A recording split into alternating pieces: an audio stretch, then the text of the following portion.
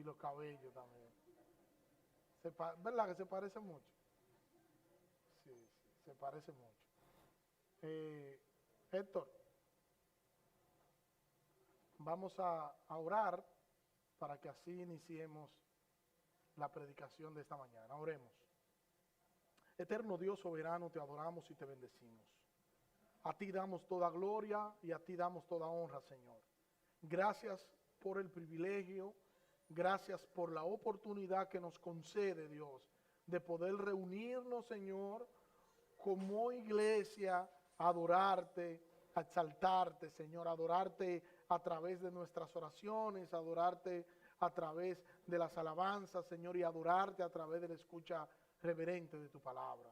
Te pido, Dios, que tu Espíritu Santo nos guíe, Señor, nos ayude a que tu palabra sea aplicada a nuestros corazones, Señor. Que tu palabra inerrante, tu palabra toda suficiente, Señor, nos guíe, Señor, a tu voluntad. Y que nos permita ver a Cristo a través de tu palabra y que no permita, Señor, que nosotros estemos a la distancia, sino que nosotros podamos estar cerca de ti, Señor, susurrándote, Señor, todas nuestras inquietudes y nuestras necesidades. Gracias, Señor, en el nombre de Jesús.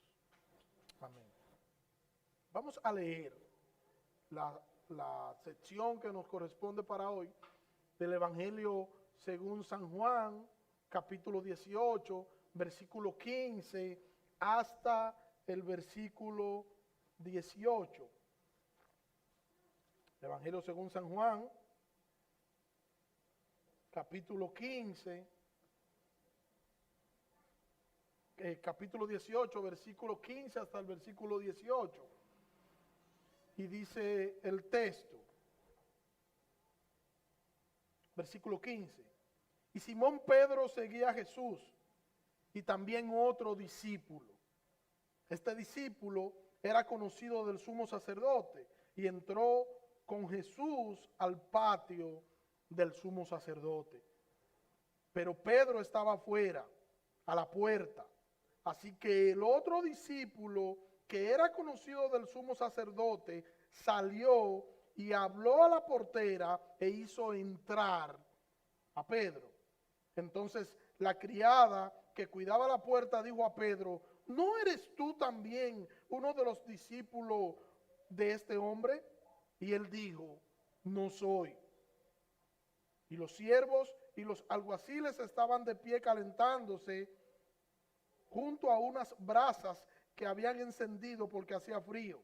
Y Pedro estaba también con ellos de pie y calentándose. Aquí ya nosotros salimos del huerto de Getsemaní. Ya Jesús es prendido y ahora Jesús es llevado aquí a este lugar. Y mientras Jesús es llevado a este lugar, nosotros vemos dos personajes, uno que sigue a Jesús a cierta distancia y otro que logra entrar porque tenía cierta influencia. Y aquí nosotros vemos un contraste entre la valentía que tuvo un hombre, el coraje que tuvo un hombre de cortarle la oreja del criado del sumo sacerdote cuando van a prender a Jesús. Vemos la valentía de este hombre, vemos el coraje, vemos el valor de este hombre.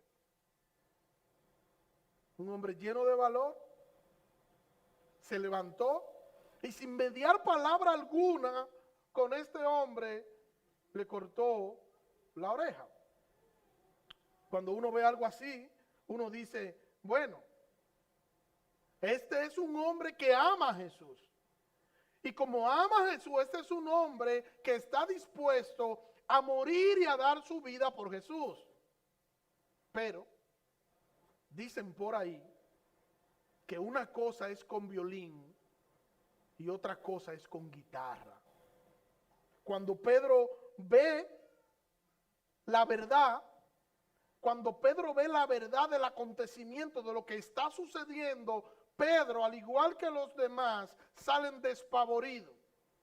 Él se mostró muy guapo cuando ellos llegan, pero a la hora de la verdad sale corriendo junto con los demás. Y siguió a Jesús, pero siguió a Jesús a cierta distancia.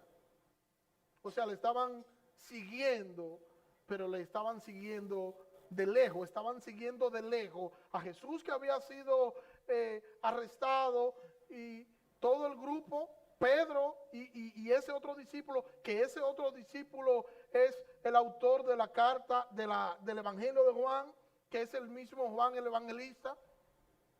Ellos no estaban dentro del grupo que fue a buscar a Jesús. Ellos no estaban dentro del grupo, pero tampoco estaban tan cerca. No estaban dentro, tampoco estaban tan cerca, sino que estaban a cierta distancia. Y hay que hacer un paralelismo con esto. Hay que hacer una aplicación con este hecho.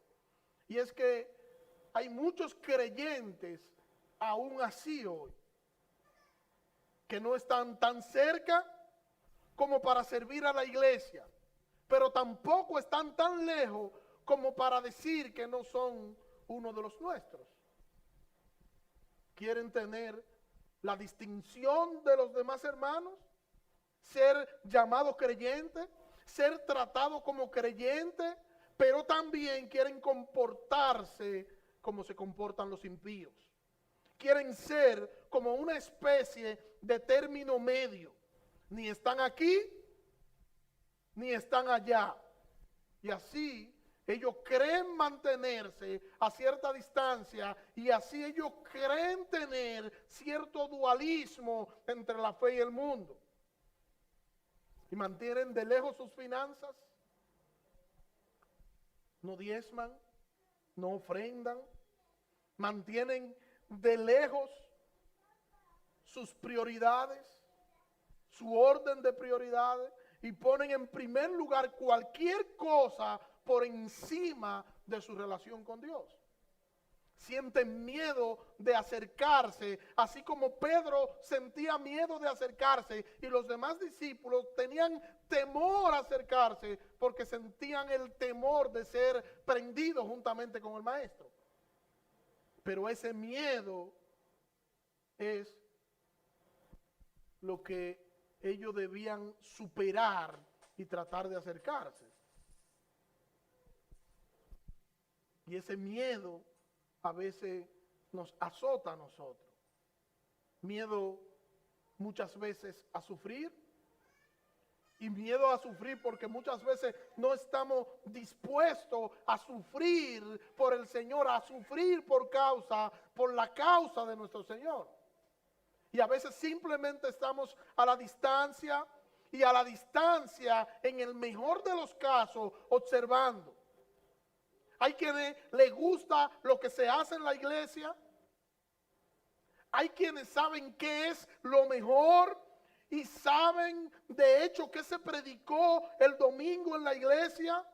En el mejor de los casos, claro está.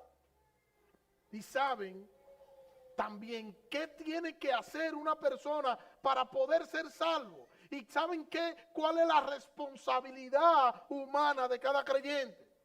Saben y conocen la doctrina de la iglesia. Pero no le podemos pedir más porque no quieren compromiso. Y el que no quiere compromiso con la iglesia es una persona que se mantiene a distancia, es una persona que se mantiene de lejos. Quiere visitar la iglesia como si la iglesia fuese un club social, como si el creyente está llamado simplemente a asistir a una actividad recreativa, cuando no es así. El creyente no está llamado a ir a la iglesia, a mirar a la distancia lo que se está haciendo, porque el creyente, el cristiano, el miembro de la iglesia es parte de todo lo que se hace en la iglesia, que es nuestro culto racional a Dios. Y todo lo que hacemos, lo hacemos para la gloria de Dios, enfocado en el Señor, porque todo como iglesia, toda nuestra razón de ser es Jesucristo. Pero hay quienes son catadores de culto, que terminan al final diciendo: no me gustó esto del culto, me gustó tal cosa. Y yo lamento decirle, mis hermanos, que el culto no lo hacemos para los cristianos.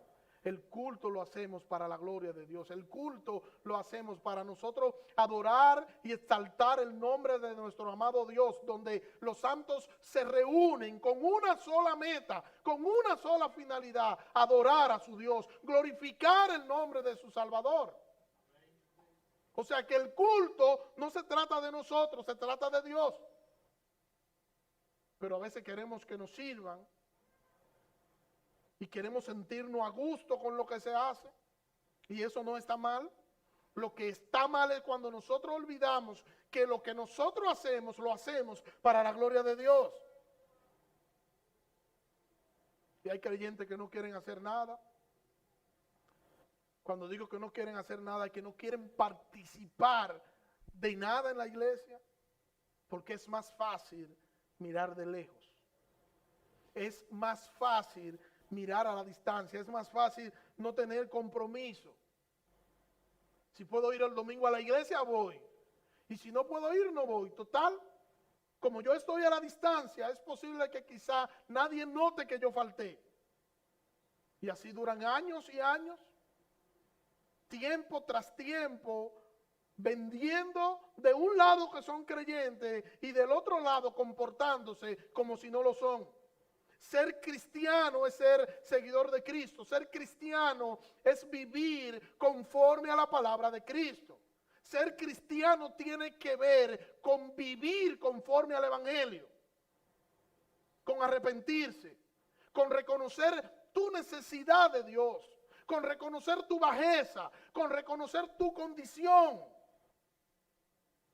con saber que no importa cuánto tú puedas hacer, tú estás perdido en tus delitos y pecados si tú no te has arrepentido y si Cristo no vive dentro de ti.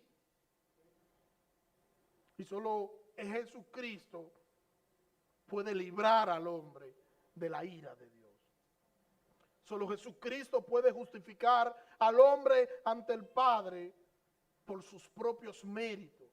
El cristiano es un pecador arrepentido. El cristiano es una persona que se somete a la voluntad de Dios, y no es que la voluntad de Dios es un deleite que siempre nos va a saber a miel. No, a veces será amarga, pero es la voluntad de Dios y es lo que nos conviene. El cristiano no está llamado a estar de lejos, porque su anhelo debería ser siempre estar cerca de su Señor. Porque no debería existir nada más deleitoso para un cristiano que disfrutar de Cristo. Y cuando el cristiano logra disfrutar de Cristo, disfruta de Cristo en la crisis, en la dificultad, en la tormenta, en medio del dolor, y es capaz de en medio de esas situaciones colocarse por encima, y quien está alrededor de él empieza a cuestionar y a preguntar: ¿y por qué es así? ¿Y por qué sonríe? ¿Y por qué canta? ¿Y por qué se goza tanto si está en problemas? Bueno, mi amigo, mi amiga, es que el gozo del cristiano está basado en Cristo, en su relación con Cristo, y no en las circunstancias. No son las circunstancias las que deberían determinar el gozo del creyente, sino la relación que tiene el creyente con Cristo. Por eso el creyente no está llamado a estar de lejos. El creyente que está simplemente mirando a la distancia debe revisarse y arrepentirse, porque se está dejando engañar. Nosotros no podemos permitir como creyentes que un trabajo nos aleje del Señor. No podemos permitir que nada material nos robe la cercanía que nosotros deberíamos tener con el Señor, que nos robe el espacio de los medios de gracia que el Señor ha provisto para el crecimiento espiritual de nosotros. No podemos permitirlo. Y tenemos que decir que aún así hay creyentes que se mantienen a la distancia, que se mantienen alejados. Hay gente, por ejemplo, en el tiempo que nosotros vivimos, que la pandemia lo ha alejado. Y como la pandemia lo han alejado, ellos miran a Jesús de lejos. Ellos no se consideran impíos, pero tampoco creyentes. Son como una especie de tibio. Y recuerden que el Señor dice en el libro de Apocalipsis que a los tibios los va a vomitar de su boca. Son aquellos que dicen gloria a Dios en el culto y maldicen en la casa. Ya cuando el Señor nos dice en su palabra que no salga palabra corrompida de nuestra boca. Aquellos que oran en la iglesia y en su casa hacen un culto al narcisismo. Aquellos que hablan de Dios en la iglesia y en sus trabajos hablan de cualquier otro tema menos del Señor, porque la intención de ellos es simplemente encajar. Aquellos que dicen amar a Dios, pero con sus hechos lo niegan. Aquellos que no se pierden un cumpleaños, ni ninguna actividad social a la que le invitan, pero no tienen como prioridad el culto del domingo ni el culto de oración de la iglesia. Y nosotros necesitamos hacer un alto, nosotros necesitamos hacer una evaluación, nosotros necesitamos hacer ajustes en nuestras vidas, porque nosotros tenemos que decir con nuestros hechos que mi prioridad es Cristo, pero no es mi palabra, es mi accionar, es mi forma de comportarme la que va a decir que Cristo es la razón de ser mía. O sea que debemos entender nosotros que nuestra razón de ser debe ser Cristo. Pero no porque nosotros nos encarguemos de hablar y de decirlo, o nosotros nos encarguemos de subirlo y comentarlo en las redes sociales, no. No es lo que digan nuestros labios, es lo que digan nuestros hechos. Porque a veces lo que nosotros hacemos no deja que el que está alrededor de nosotros escuche las palabras que nosotros decimos. Y necesitamos hacernos preguntas. ¿Qué estamos haciendo? ¿Cómo nosotros nos estamos comportando? ¿Estoy yo a la distancia o estoy yo cerca? ¿Es el Señor mi prioridad o no es el Señor mi prioridad? ¿Cuáles son las cosas que a mí me apasionan como creyente? Cuando Pedro vio la verdad, Pedro salió corriendo lleno de temor.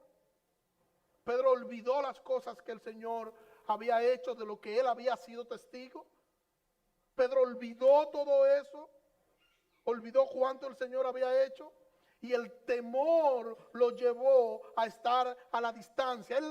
El temor a salvar su vida, cuando ya el Señor había dicho que el que quiera salvar su vida la iba a perder.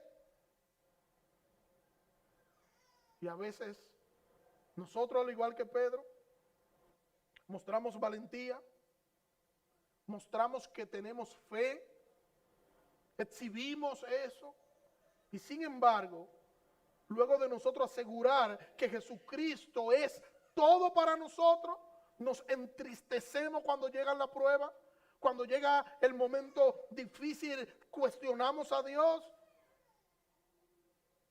y lo que decimos no se ve tan agradable ahora que llegan las situaciones adversas. No se ve tan agradable cuando llegan las situaciones difíciles, porque simplemente yo estaba diciendo algo que en el fondo yo no creía. No sé si ustedes recuerdan a Elías, el profeta Elías. Luego de Elías matar a todos los profetas de Baal y de Acera, Dios le había dado la victoria sobre ellos. Dios lo había puesto y lo había colocado en las manos de Elías. Elías vio descender fuego del cielo cuando Elías oró, y el fuego que descendió del cielo consumió el holocausto, consumió la leña e incluso consumió el polvo de la tierra. Elías vio la gloria de Dios manifestada allí luego de su oración. Y luego de Elías ver esta gloria maravillosa del Señor, una mujer le amenaza y él sale huyendo despavorido. Y él olvidó todo lo que el Señor había hecho a través de él, olvidó todo lo que el Señor le había mostrado, olvidó todo lo que había visto que Dios había hecho, porque la esposa del rey le había mandado una amenaza. Y se tiró debajo de un árbol y le dijo al Señor: Señor, quítame la vida porque yo no soy mejor que mis padres. Pues nosotros creemos que cuando nosotros vamos a la oración, el Señor tiene que hacer lo que nosotros digamos, o sí o sí. Y es una orden al Señor que le damos para que haga. Y no es así. Señor, mátame, quítame la vida, le dice él. ¿Y cuál fue la respuesta divina? El Señor mandó un ángel que le lleve comida. Y el ángel le dijo: come y bebe porque el largo camino te resta. El temor se había apoderado del profeta Elías. El miedo se había apoderado del profeta Elías, pero el Dios que le había dado la victoria sobre los profetas de Baal y de Acera, ese Dios lo tenía a Elías en sus manos, aunque él no lo entendía así. Ese Dios poderoso, ese Dios que utiliza todas las cosas conforme a su voluntad. Y él era un instrumento de la gloria de Dios. Dios no estaba al margen de los temores de Elías. No fue que Elías fue y se tiró debajo del árbol y le dijo: Señor, como tú no sabes, te voy a poner al día, anota. Estoy lleno de miedo, estoy lleno de temor, estoy lleno de angustia, porque mira lo que está sucediendo. No, no fue que él fue a poner al día al Señor. El Dios de nosotros no tenemos que ponerlo al día, porque Él tiene control de todo cuanto pasa en nosotros y alrededor de nosotros. Él es Dios, es todopoderoso. Ese es nuestro Señor. No tenemos que ponerlo al día. Simplemente que su voluntad se está cumpliendo en nosotros. Nuestro Dios no está al margen de nuestros temores. Los temores de Elías, él no lo había pensado, él no lo había meditado, pero sus temores estaban en la presencia del Señor. Pero Elías no lo entendió. Y simplemente el temor lo llevó a deprimirse, estaba depresivo, y la depresión lo llevó a tener deseo de morir. Simplemente por no confiar. Pero está el otro extremo, y es cuando nosotros confiamos demasiado en nosotros mismos. Y cuando nosotros confiamos demasiado en nosotros mismos, cuando nosotros ponemos en nosotros mismos la base o el fundamento de las cosas que vamos a hacer o de las cosas que podemos hacer para el Señor, entonces fracasamos, porque nuestras emociones no son confiables. Nuestras emociones no son confiables. Yo no puedo creerme un súper espiritual porque yo no lo soy. Yo no puedo creerme que yo soy una persona totalmente diferente a ustedes, que ustedes cometen pecado, ustedes fallan a Dios, pero yo no, porque desde mi posición yo estoy a otro nivel espiritual. Eso no existe. Eso no es verdad. Yo no puedo creerme una especie en extinción de manera espiritual, porque eso no existe. Ni es que usted puede decirme: no, mire, que yo soy tan fiel y yo soy tan fuerte que el Señor hace lo que yo le digo. Tampoco. Porque no se trata de nosotros, se trata de Cristo y su gloria. Es que nuestra meta no debería ser llegar a ser conocido. Nuestra meta no debería ser alcanzar mucha gente para que la gente vea lo que yo puedo hacer en Dios. Esa no debe ser nuestra meta, no debería ser. La meta de nosotros debería ser tratar de llegar a ser siervo inútil. Pero eso no vende, eso no es atractivo. No es que nosotros nos creamos super espirituales y andar con una pose para que vean que yo sí y que el otro no, o que yo ande con la cara de que todo el mundo me debe y no me paga, solo para dar la sensación de cierto nivel de espiritualidad. Simplemente cuando yo haga lo que yo tenga que hacer, dice las Escrituras que yo debo decir que yo soy siervo inútil. y yo no sé ustedes, pero yo no he llegado al punto donde yo pueda decir, yo he hecho todo lo que tengo que hacer. Y como yo no he hecho todo lo que tengo que hacer, yo no soy un siervo inútil, yo soy candidato a siervo inútil. El Señor es arrestado, todos salen corriendo y Pedro se queda a cierta distancia mirando de lejos, y cuando Juan consiguió entrar, que Juan era conocido por el sumo sacerdote, entonces Juan ayuda a que Pedro también pueda entrar. Y mire cómo explica William McDonald en el versículo 18. El versículo 18 dice: y los siervos y los alguaciles estaban en pie calentándose junto a unas brasas que habían encendido porque hacía mucho frío. Y Pedro estaba también con ellos de pie y calentándose. Ahora mire la explicación de William McDonald, que me resulta magistral. Cito: Pedro se mezcló ahora con los enemigos de su Señor y trató de ocultar su identidad, como muchos hoy que se calientan a la lumbre de este mundo. Fin de la cita. Pedro se coló entre el grupo como uno más de los que estaban allí. La intención era parecer uno de esos hombres para no ser identificado ni ser asociado con Jesús por el temor a lo que le puedan hacer.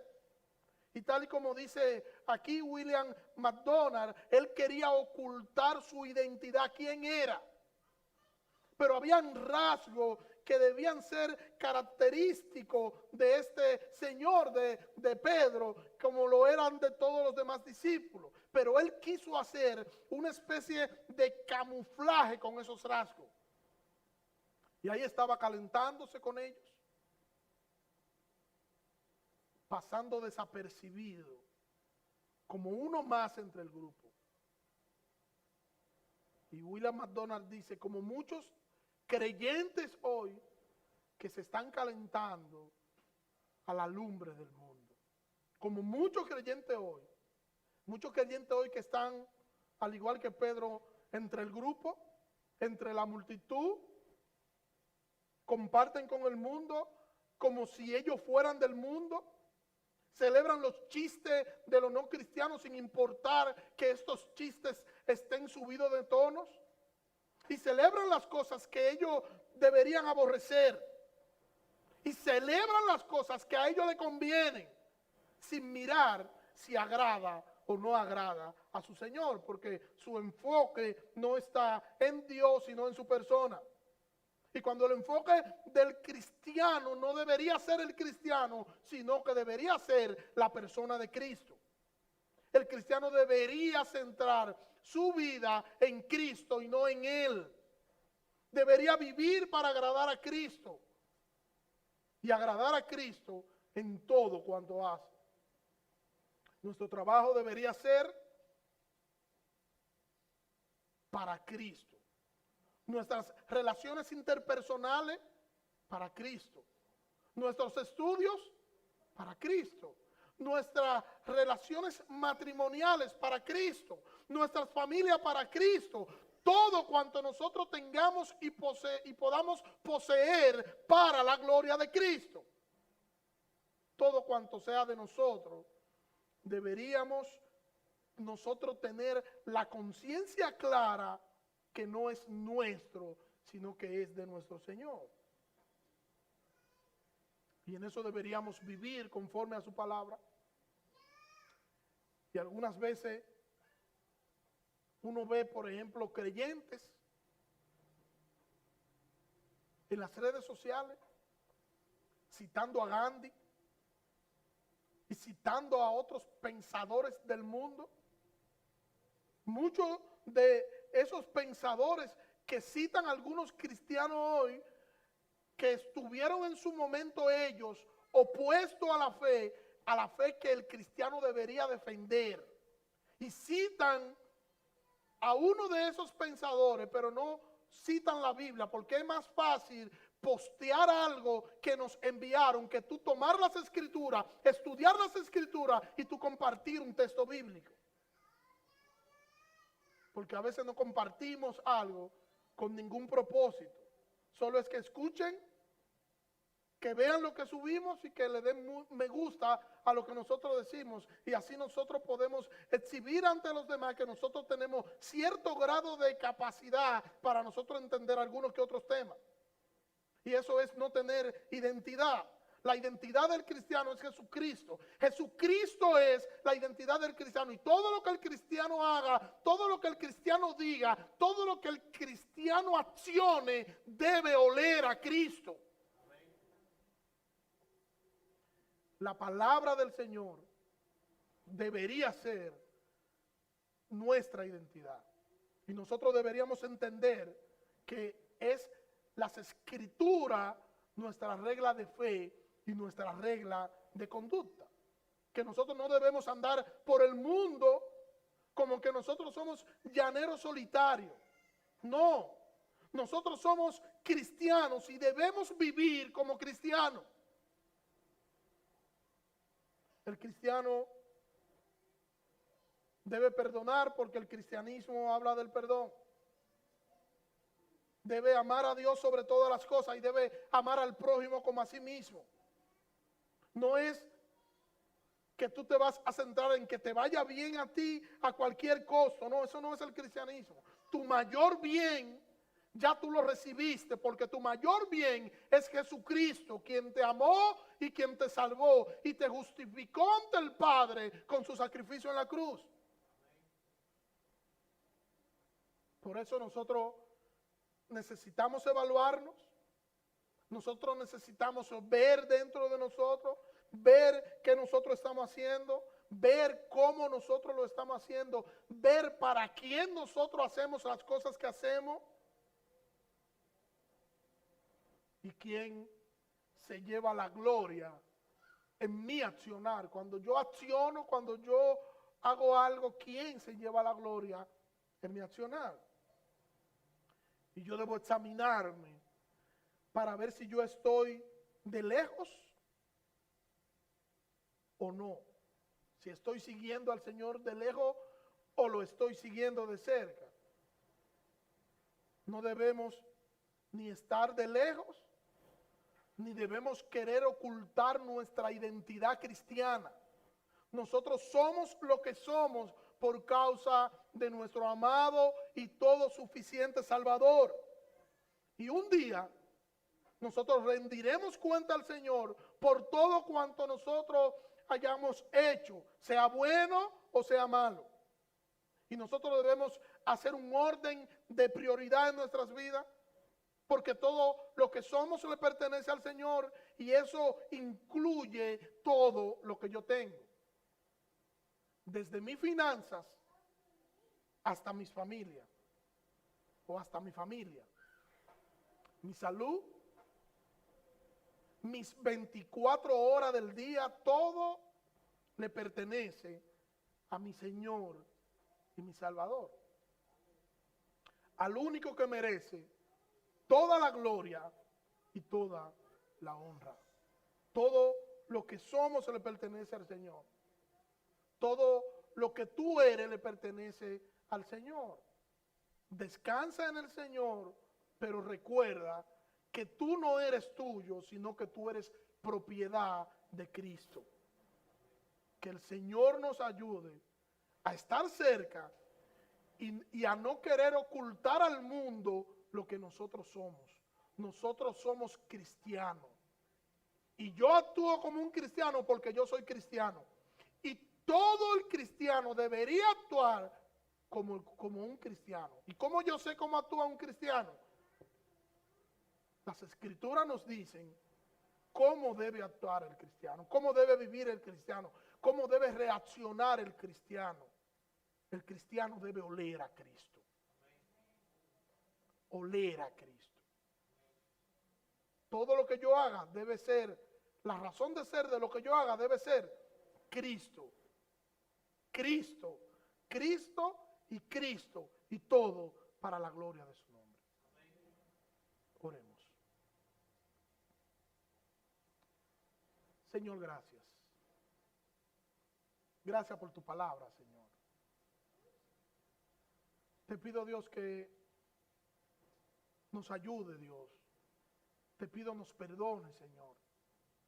Perdónanos, Señor, si hemos faltado, Señor, en el dejarnos envolver de muchas cosas en este mundo y descuidarnos de las cosas que son más importantes.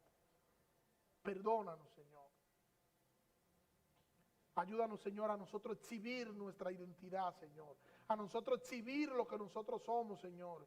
Y a que donde quiera que nosotros estemos, Señor, todo el que esté a nuestro alrededor pueda saber que somos lo que somos por Cristo y para la gloria de su nombre. Perdónanos, Señor, que tu Espíritu Santo ponga en nosotros el querer como el hacer por tu buena voluntad y que nos guíe y nosotros podamos, Señor, cada día de manera intencional, Señor, hacer todo, Señor, para Cristo, para su gloria. En el nombre de Jesús. Amén. Dios le bendiga.